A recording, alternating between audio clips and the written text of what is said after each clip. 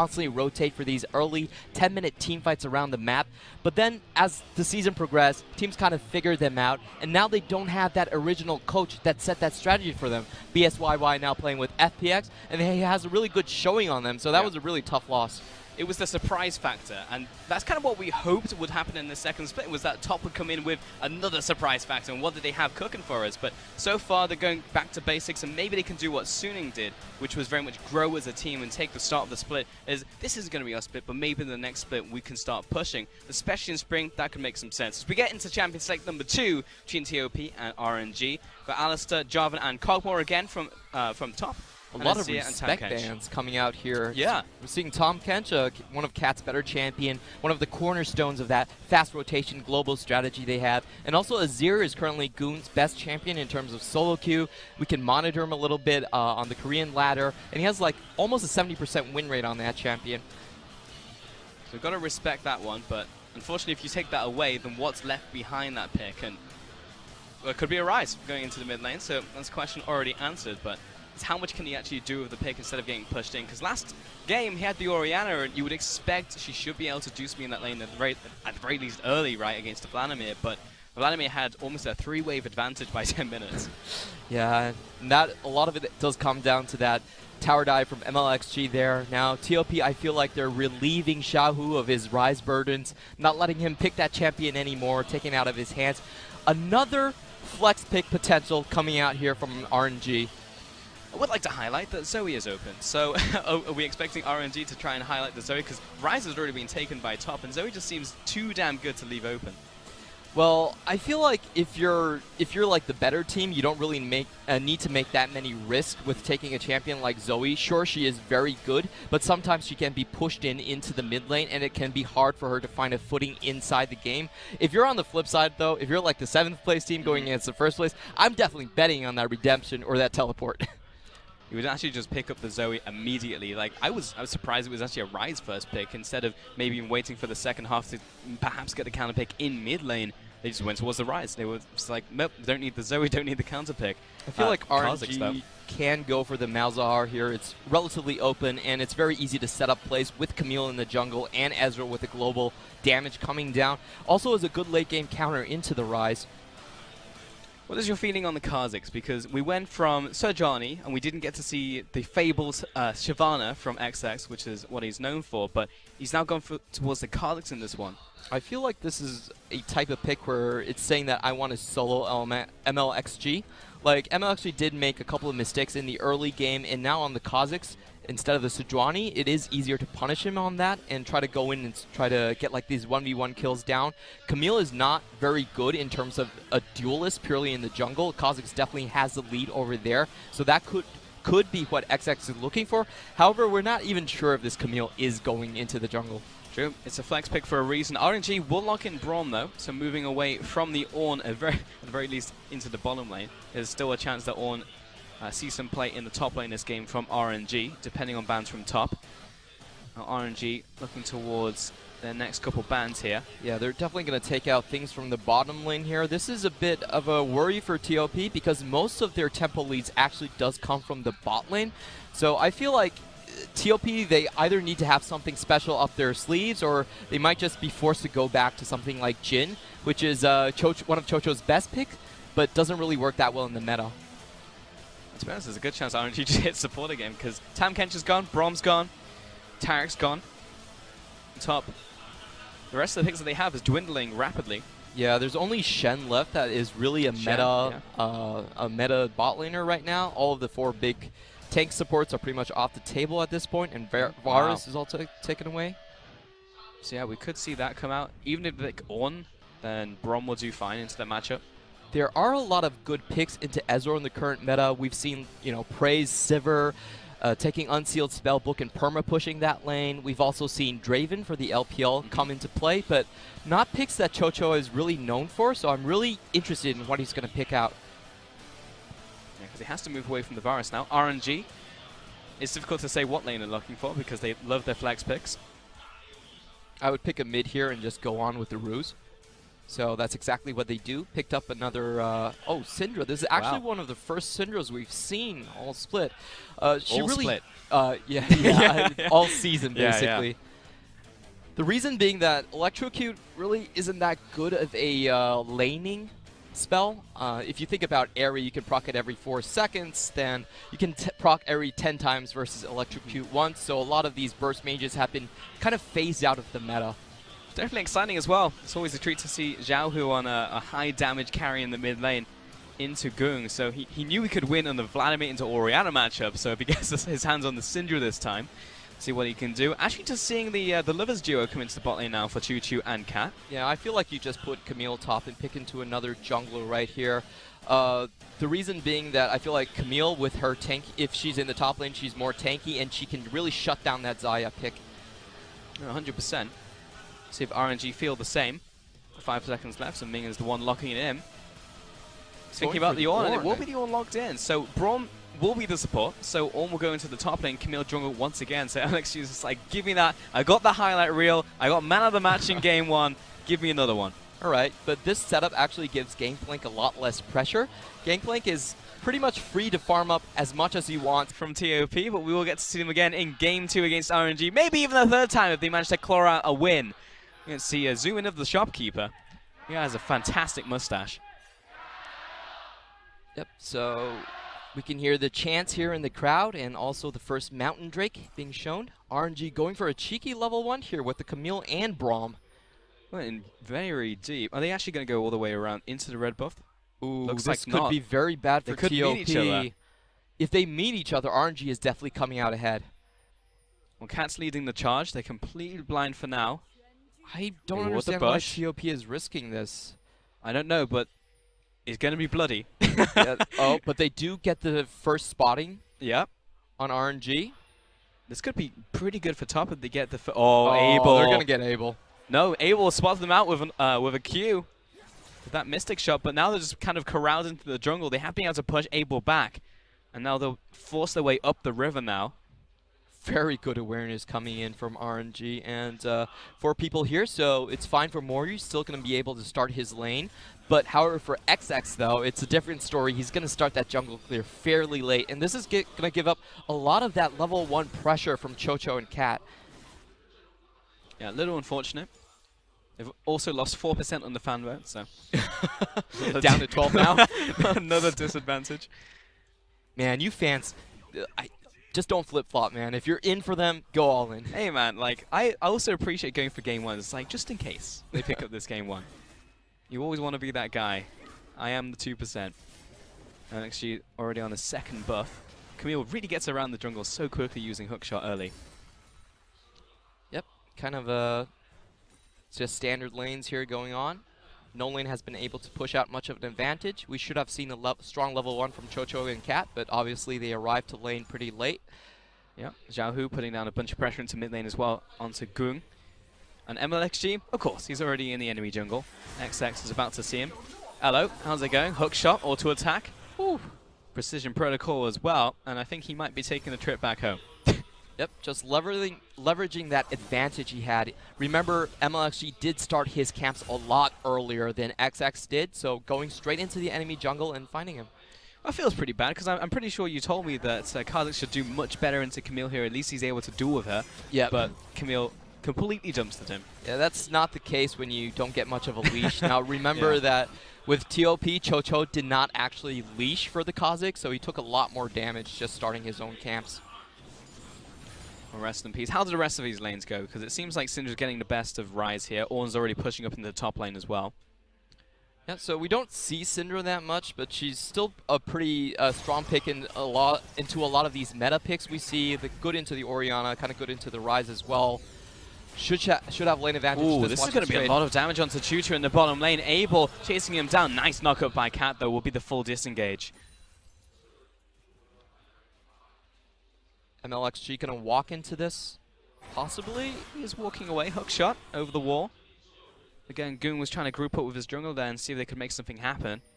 Yeah, no Rune Prison coming down. MLXG avoiding that gank.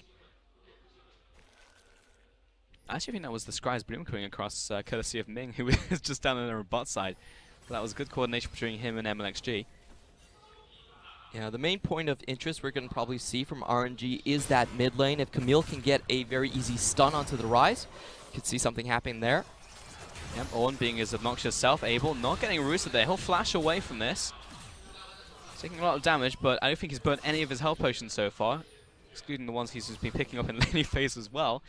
So, still, you can mark that one as a successful gank. It was definitely a misposition from Abel. They just saw the Kha'Zix in the river, still decided to position himself very close to the river brush there. So, I feel like that could have been avoided. Yep, top managing to exploit them there, so that is good for them. But still, looking for that first blood to happen, see if they can convert that into anything else here. Huge wave coming in here. MLXG also around the area. He did not manage to find XX and is not going to risk going into the bot lane. I just feel like I have this inkling that we're just going to see a very similar game where Abel, he gets the farm up on the Ezreal, bot lane has a small advantage over the Chuchu and Cat in terms of farm, and it never really turns into anything. And this time, I feel like RNG won't just let them take the Herald for free as well. Yeah, this game, for me, it's more about the skirmishing and just seeing how far can TOP players really push their mechanical limits. This has been a huge issue for them. The main problem with their roster is it doesn't feel like they have the mechanics to compete with the rest of the LPL. Now they have, both teams have kind of a skirmishing team fight, so let's see how they can utilize that and how they match up against RNG. True. And starting now in the mid lane, Goo getting slowed down. Looking for the stun as well. Out from Xiaohu, and there it is. But actually onto the Kha'Zix. He's getting locked down as well from the hook shot. XX will make it out alive, and MLXG will maintain control over the top jungle. Yeah, very clean gank from RNG there, forcing a 2-flash advantage. So they're definitely coming in again once Xiaohu hits level 6. Yeah, that'll be very much an easy kill with the unleashed power. But that is actually getting to the point where it's a sizable gold lead in the mid lane just in terms of farm. And this is really gonna... I feel bad for XX because this Kha'Zix is not gonna get many chances to go in and find MLXG for duels right now. He's losing the mid lane quite heavily. Look at his blue side jungle. It's completely warded up. They are going to contest this on the next blue buff here. And MLXG is being constantly aggressive. Yeah, I feel like XX is doing a very good play here. He knows that he probably can't contest this next blue buff because his team is down 2 flashes. So he's going to try to equalize the play, get his red, and try to find a play on the bottom side of the map. But he's the best he can hope for at this point in time. So as well, maybe they're able to contest something around the dragon. We also have 5 stopwatches, I just realized that. Top double down into the inspiration tree. So hopefully that maybe will pay off in one of these early skirmishes that you were alluding towards. Let me maybe getting involved there as well. And XX moving back towards the mid lane, essentially just farming up right now. Are you expecting top to try and contest his first dragon? It is Mountain. They can do that. They do have a better duo in terms of the fighting power in the bot lane. But so far they really haven't been able to push their lanes out much. That's going to be a huge point of concern. If you look at the vision, RNG still has better vision control even on the bot side of the map. So right now we're just seeing most of TOP's lanes just being pushed up the tower. When this happens, it's pretty much up to the jungle to make a play. And Lemmy's actually going for the all-in and top lane. That was a good, perfect timing there from Moyu. He does have the flash, but he doesn't really want to burn it. He's doing a lot of damage in return onto Lemmy. This actually might be a solo kill. He flashes away. Moyu still has his flash. He might be able to get a parlay up here. Charges away, and there it is. Parlay. First blood, 1v1 kill to Moyu. That was a beautiful play from Moyu right there. He managed to dodge out on the second instance of Ornn's ultimate with his stopwatch right there. Avoided all the damage. Walked out of the Bellows breath range and then went back on him. So it's really important when you're fighting an Ornn to realize that only the last tick of Bellows breath does apply his passive. So if you can dodge that, that's actually a huge chunk of his damage. That was insane as well, and the flash wasn't even used during the trade. This was just impressive mechanics. I was fully expecting Lemmy to straight up win. He gets the extra ice and he's like, 100% I win this trade. Gets the health lead. Yeah, and he also dodged the first barrel chain from Mori right there. Did take a bunch of damage from the cannon barrage right there, but let's watch Mori going in. Still has his flash, gets the speed up. I mean, frankly, this was just perfectly played from Moyu. There's nothing else to say about that. But a rare misplay from Lemmy, starting up the Bellows breath. shooting backwards, basically. It's just like, what? If you're looking for the aggression there, surely you would just put it either towards the wall or towards the tower. XX actually doubling down on this play as well. Let me jumps away with the dash. But he's very low. Another Q comes out. Perfect timing on the shield. Will barely keep him alive. Oh, that was really close. If the XX still had his flash up, then this would have definitely been a kill right there. Yeah, Moyu very close to ultimate, so even if XX had maybe waited an extra 10-15 seconds, also could have been a kill. But regardless, Let Me has been either sent back to base or forced to just sit behind his tower for literally the next century. And then XG coming in, trying to even it up. There's the ultimate coming down, plus the Hextech ultimatum, and Moyu very much dead. Let Me staying around with barely enough health to make that gank work. That looks so easy from Camille. Lands the hook shot and into the Hextech ultimatum. Also Let Me assisting there. The thing about Camille players is that they always call for their jungle once they hit level 6, and now it's kind of the opposite. You can just call Camille whenever she's level 6. She's level, yeah. And Let Me also holding on to that ultimate. So Moyu, despite that going really well for XX, to put me like, I just went to top lane, I've got them ahead, and immediately that turns into a disadvantage for top. Good push in here from TOP, though, recognizing two members on the top side of the map, instantly go for the 4-man. He'll get a bunch of damage on this tower. Good ultimate from Abel there will clear out most of the minion wave, but still that tower is fairly low. If they're able to get this first tower, we could be finding ourselves in a very similar situation to Game 1, in fact. Exactly. RNG recognizing the situation that Rise was in, pushing in a little bit. We still haven't seen any plays being made from Xiaohu right there, so Goon doing a good job playing defensive and just avoiding the worst case scenario from the MLXG gank. Essentially now we're just waiting for the scale up on both sides, actually. Yep, and in this scenario, I would actually say that RNG needs to be the one pushing the tempo. Late game Rise is incredibly scary. That's a very daunting proposition to go up against. And also when you have Gangplank against Ezreal, I feel like Ezreal doesn't have the easiest time clearing the barrel. He still only has a 550 range attack. So late game Ezreal can actually be caught out by the Gangplank quite a lot. We were seeing glimpses of that last game where Moyu was perhaps able to do that in the bottom side. Xiaohu, still waiting to see him in a real skirmish actually, because he's got that advantage in the mid lane, but it's starting to be evened up by Gung. Yep, best situation for TOP right now, I feel, is if they can get Gung more into the game, make him kind of a split push pressure, and they have a very good 4-man team in terms of defense. Xayah is one of the best AD carries I feel like you can have for a 4-1 split push composition, and you also have Gangplank that can help with that long range wave clear. So pretty much TOP is just going to stall out until they can get to that point, and really leveraging the Rise late game is quite easy. I'm waiting for also a potential play over Herald, because now Dragon is very much an objective that could be taken also solo by these junglers, especially MLXG, who has the level advantage over XX here. MLXG jumps away, Hextech ultimatum becomes untargetable, but in comes Can, gets the engage off, there's a lot of damage on MLXG, he may actually fall here. Gung turns around, gets the first kill of the fight. Let Me knock up onto one, that's onto Choo Choo, again, untargetable with the ultimate, and Abel backing up the team. He jumps forwards, 2 more stacks to get the stun down onto Choo Choo. He will go for it, but it's too far back. And that's the instant knockup. Good defense there from Ming. Gung coming from behind. Gung with the flank. Xiaohu turning around. He's got the lockdown, and the entirety of RNG turn back on towards him. Perfect timing, plus the round warp, though, will get him out alive. Well, great play from Gung there. He understood that he could get out of any scenario with his stopwatch there. And I feel like MLXG just kind of overstepped his boundaries a little bit, walking into the Kazakh's jungle there and getting caught out. He did have a very good play on the early start of that fight, avoiding the Rune Prison with his W, but it wasn't enough to get him out of trouble. Mayu kiting around Let Me. Just get the knock up. Turning around, and again we get to see the trade in the top lane, but this time Let Me is quite tanky. And I feel like we say that a lot. MLXG caught out over aggressive. Yeah, it did not work out for him right there. And I actually feel like Let Me's lane is in a lot of trouble right now. He's gone for the more offensive build option in terms of the Iceborne's Gauntlet. And right now we can actually see Gangplank kind of just solo him and split push in this lane. He's going to need a couple more ganks from MLXG to really equalize or even survive this lane. And frankly, he just needs health. He just doesn't have very much effective health. Like, he's got the armor, but that's essentially it. So yeah, the amount of health that Lemmy has, 1,400 is not a lot at 14 minutes. But Choo-Choo still in the bottom lane, getting towards the Essence Reaver.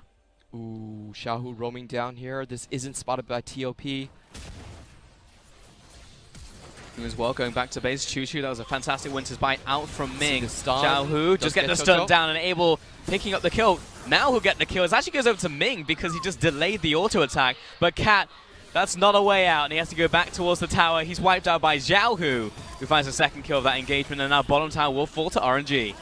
Yep, really great play from RNG there. I especially want to commend MLXG holding on to his damage to let his mid laner get that kill. This is going to make Syndra a bit more difficult to deal with in the late game and have some parity between Syndra and Ryze.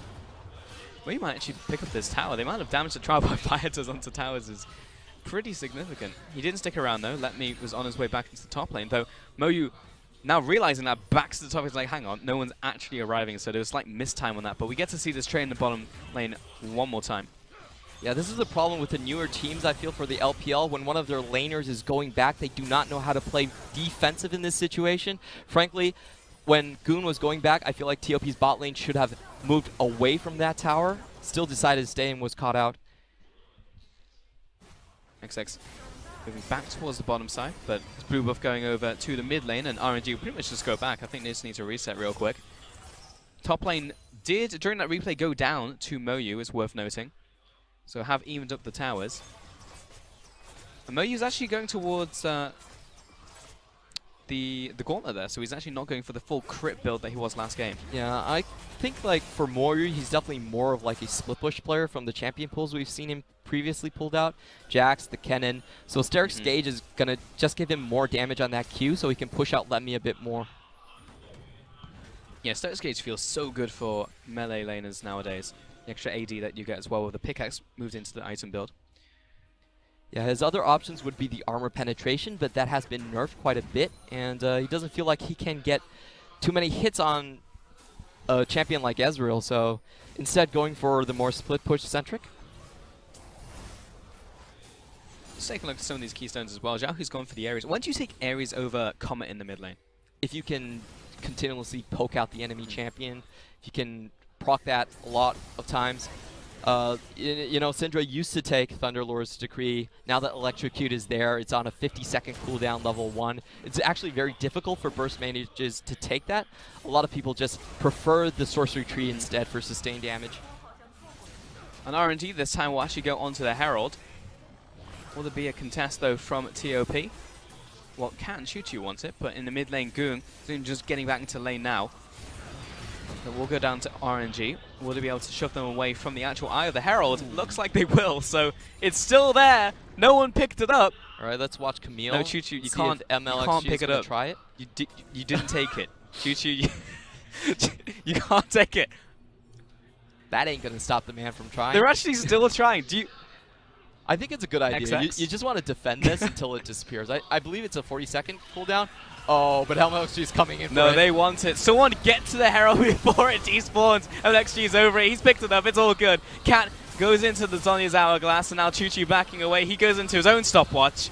It's taking a while because everyone has stopwatch, but this fight is not going well for TOP. They turn back up towards Xiaohu, who was left alone, though. Letme and Ming trying to peel up, but he will go down. Here comes the round war, but it stops. Goong planted in place, and Letme last auto attack will find him. 3 kills to RNG at only the cost of Xiaohu.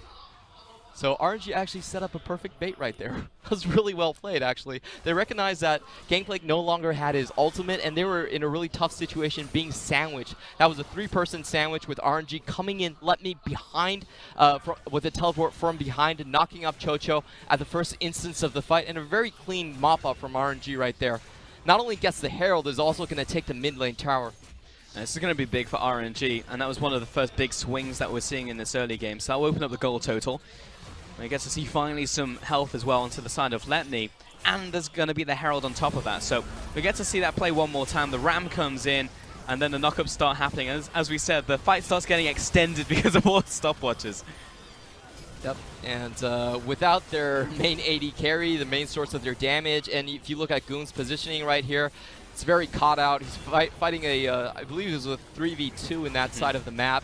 So really couldn't do much in that situation. It's really good bait from RNG. Yeah, to be fair, they did manage to get Jiaohu, though, because they tried to turn back on towards him while he was split from the team. And Ming and Let Me were like, oh crap, we better help our mid laner. But they were able to pick up the kill in the end. The only good thing to come out of this is to see if this puts Goon into a split push position, possibly, with 2 kills being picked up here. Is that realistically going to happen, Clement? Well, they have the game plan to do it, so a lot of times probably That's why no. I ask. Yeah. Yeah. You want to look on the bright side. That's true. Always worth looking at the silver lining. The Moyu has finished the Sterix Gauge as well, so now is the time we'd be like, okay, we should probably look for fights, but the fight's already happened and they lost it. So Baron's actually coming up right about now. Got 90 seconds until Mountain Dragon spawns. Most likely going to go with RNG. Ooh, they're doing the top play again. They are going for the classic top play. But RNG is like, we've literally seen this for the last 6 months. we know what's happening. Let me turn around. This is going to be a big knock-up. 4 players knocked up there. Right there. Abel as well from the backside, just hammering down the damage. The Baron did actually go over to XX, though. So top, if they can get some members out alive, because they're all just being murdered right now, they will have a Baron buff. Did anyone survive? XX survived. Yep. So there's 1 Baron buff on top. Well, this is the type of play where you need to type out worth to actually make it worth, or else it's just a slaughter. Like, that was... That is true. I don't feel like that was worth it at all. Lambs literally led to the slaughter. RNG, with the death timers, though, should be able to pick up a bunch of towers off of this. Top tower goes down. Herald as well popped in the top side. Mid tower surely going to fall to Ming and Abel. And bot lane is being split pushed by Xiaohu, who doesn't even have teleport. So TOP is really known for this. They do a lot of desperation barons even when they're not desperate. So yeah, we just call them the TOP Baron at this point. The classic 20-minuter. I feel like it's kind of a lazy out, though. It's like, all well, right, let's forget okay, macro look, Clement, play. let's just working. go Baron. Like, it used to work, and that's why they're like going back to it. Because when we were talking about the glory days and how they got the 4 wins at the start of the split when they initially got into the LPL, we were like, fantastic. Now what else have you got for us? And there was nothing else. Let's watch this thing again. Let's see how many people Let Me actually knocks up. So he gets 3 on the way in, 4 on the way out. And then we see Braum coming in as well to clean this up. Stops the Realmwarp 3-man knockup from Ornn again. Yeah, they all died. That's pretty much the end of that one. That's the short end of it, Clement. I mean, I've only been watching this team for 1 week right now, and I feel like I kind of know all of their plays, so not sure why they're still trying this. I mean, that's essentially it, and we say it time and time again, but they do make the roster swap-ups. What we really need to see is the playbook have more in it. Because currently we see the same players over and over again, and we know the talent's there because we see them get advances in the early game. We see them make step 1 and step 2, get a pig, take the tower, get a pig, take a dragon, go towards an objective. But after that, it really falls apart, and it's especially highlighted against teams like RNG when you see top of the table clashes like this. Yeah, when they definitely know what player you're going to go for and they're ready and they're set up to really punish you there. I just feel like TOP, they didn't need to throw the game in that type of fashion. They had a good split pusher in Gangplank right here. It was really far ahead of Let Me. And they also had Goon, who was, 2 kills. He was starting his own split push thing as well. They could have a lot of Realmwarp plays, but just opted for Baron. Let's see if they can get Xiaohu. He's going in, he's going out. And really smooth flash there. Hello. Flash at the absolutely last second to avoid Cat. Yeah, he was probably hoping that he just could not burn Flash in this situation. It's like, maybe I can just get out here. Oh, so he actually did a cleanse Flash. Yeah, he ended up using both summoners in the end. Oh, okay, well, Clement, in your professional opinion, what do you think about that play by Cat? Well, if RNG is pushing in this lane, maybe they have other members in the jungle. Probably not worth it to risk there. He could have put a bit more wards up there. Bit of a mistake. That's all I'm going to say. Got it. And this is going to sit in the same bush. It's like, oh, maybe someone else will turn up. MLXG, he's the patient hunter. Perhaps Kung will try his luck, come up to the top side. But now it's just going to be the slow, painful death in the bottom. Here comes the Ram. Good ultimate by Juju, and XX gets obliterated underneath the tower. Goong backs away, places down the enhanced room prison. In comes Cat once more, back from the grave. And we're flashing away this time. So RNG still managed to make picks, even though they missed 2 ultimates. They actually missed the Ornn and also missed the Camille Flash, but still able to get picks fairly easily. Now, the last real bastion, the line of defense, is going to be at these inhibitor turrets and see if Top can do something around the area. But RNG, next dragon's going to be Infernal. Wouldn't be surprised if they just wait this one up, pick up Infernal, have those double mountains as well. But they don't really need to wait. They can just do whatever they want with the Rift. Pretty much. TOP also not having a very good time in the bot lane. Chocho's actually under-leveled, doesn't really have the items to contest right now, so that's going to make RNG diving into their composition a lot easier. They can go in knowing that they're not really going to be punished for it. It's going to take a long time for them to be taken off the map. Clement, weren't you telling me that RNG had a nickname as a team on their street? Oh, yeah, so let's see this engage first, if anything's going to happen about it.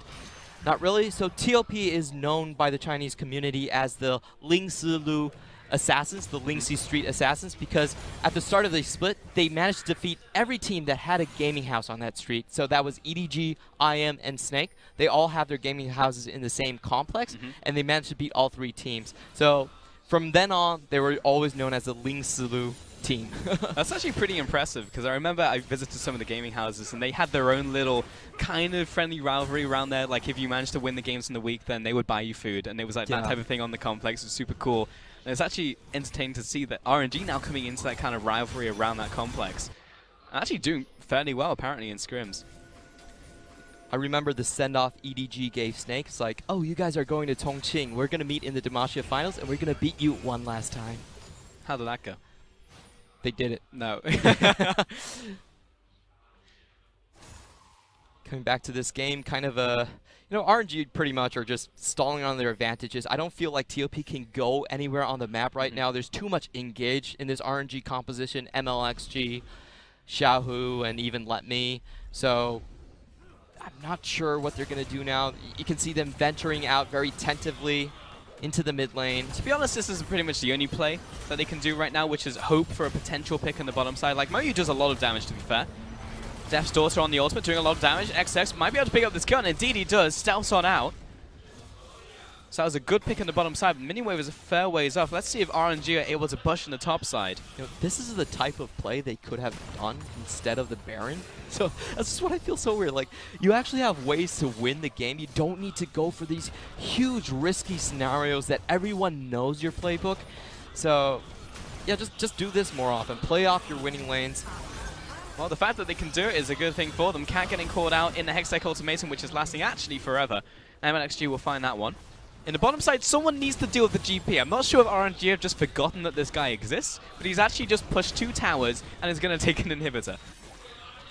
I don't think he's necessarily going to get the inhibitor, but I don't know, man. If people aren't going back. Literally hit. Oh, he's backing away.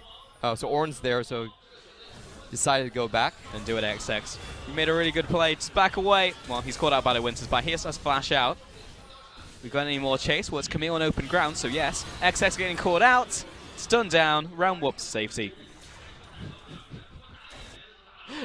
I must feel pretty bad for XX. It's like Goon's telling him, I have the realm warp, but you really can't come on this train. They're going to stun me if I do.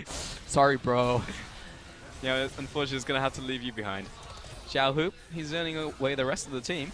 Mei is actually pretty strong, though. Did that just disappear into Ming's shield?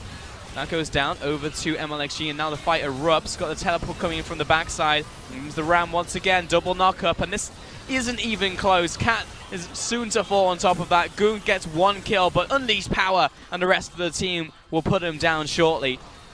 Finally funnels in. Also, the Baron does go to RNG, so TOP with another desperation play, down 1 member, going into that 4v5. They do manage to claw back 2 kills, but really not enough to get him outside of this hole now. Cat is on the run. Let Me is relentless. He's he's found him over the wall. Damn it, I'm on. Do you think he'll keep going? I would. Yeah, he's still going. Yep. Just wants to have a little fun. Didn't have much fun in that top lane. That tower should be falling here over to Abel and Zhao. He's actually tanking the tower for these minions.